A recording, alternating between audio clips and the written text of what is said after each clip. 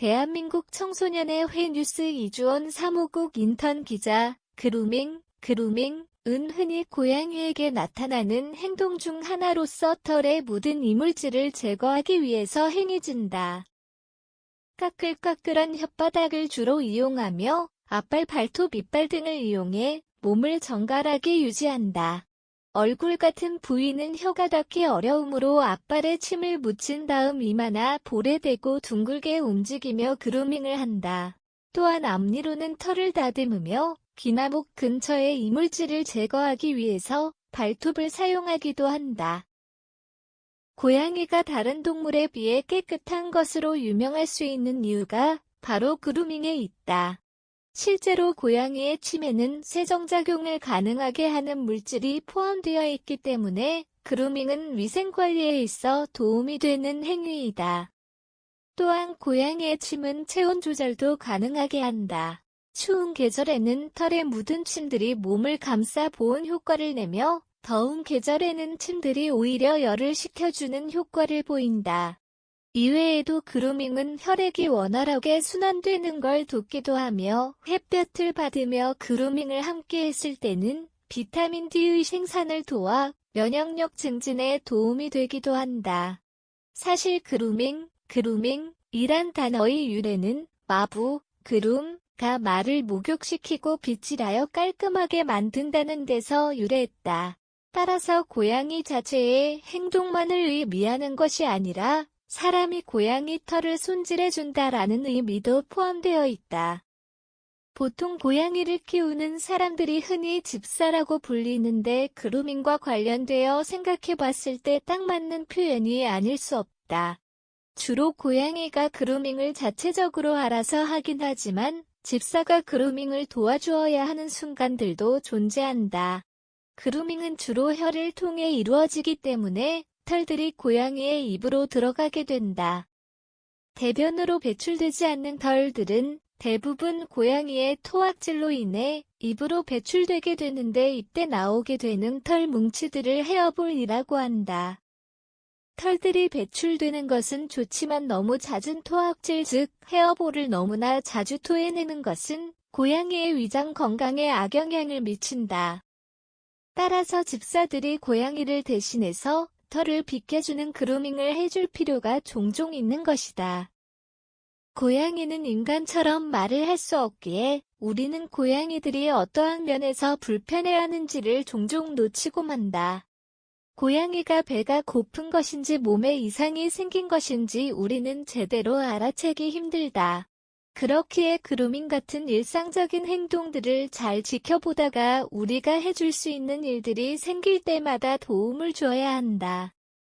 하지만 과연 이 논리가 인간에게까지 적용된다면 어떨까? 작년 DC 유니버스의 플래시 역할을 맡아 열연한 외국의 한 배우가 그루밍 성범죄의 가해자로서 지목된 적 있다. 피해자의 부모가 직접 나선 사건이기에 해당 사건은 일파만파 퍼져나갔고 상황이 심각해지자 실제 피해자가 등장하여 가해자를 옹호하기도 하는 등 사건은 갈수록 복잡해지는 듯했다. 도대체 그루밍 성범죄란 무엇이길래 피해자가 가해자를 옹호하게 되는 것일까? 요약하자면 그루밍 성범죄는 가해자, 성범죄자가 피해자를 성적으로 착취하거나 학대하기 전 피해자의 신뢰를 얻고 호감을 쌓는 등 피해자를 심리적으로 지배한 상태에서 자행하는 성범죄이다.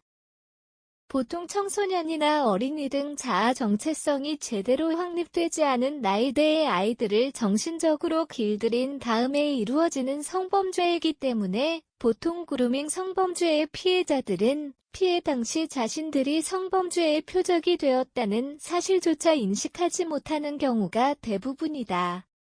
이달 9일 김현숙 여성가족부 장관은 브리핑을 통해 온라인상의 아동 청소년 성적 유인에 한정된 이른바 그루밍 성범죄 처벌 대상을 오프라인까지 확대해 나갈 것이라고 밝혔다. 아동, 청소년의 성보호에 관한 법률, 청소년보호법 따르면 온라인상에서 아동, 청소년을 성적으로 착취할 목적으로 성적 욕망이나 수치심 혐오감을 유발하는 대화를 지속하거나 성적 행위를 하도록 유인 및 권유하는 행위는 처벌 대상에 해당한다.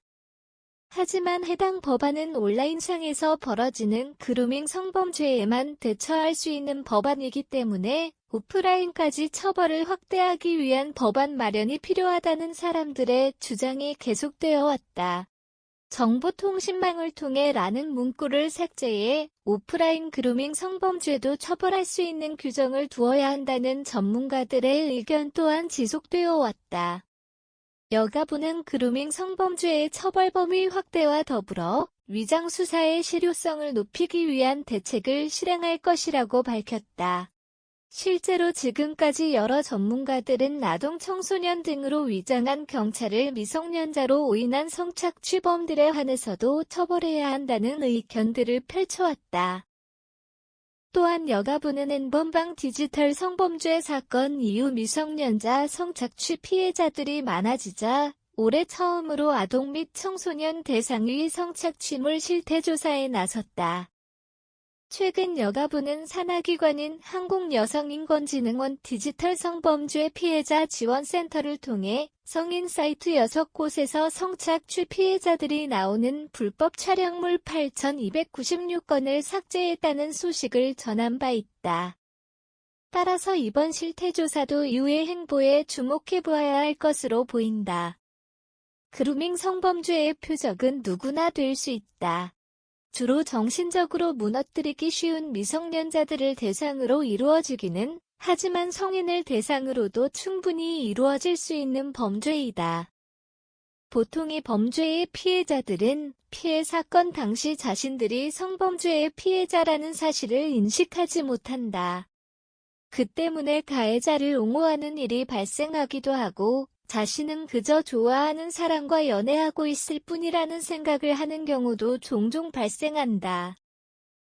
하지만 그루밍 성범죄는 명확한 범죄 행위이며 국가가 이를 처벌하기 위한 대책 마련에 발벗고 나서고 있다.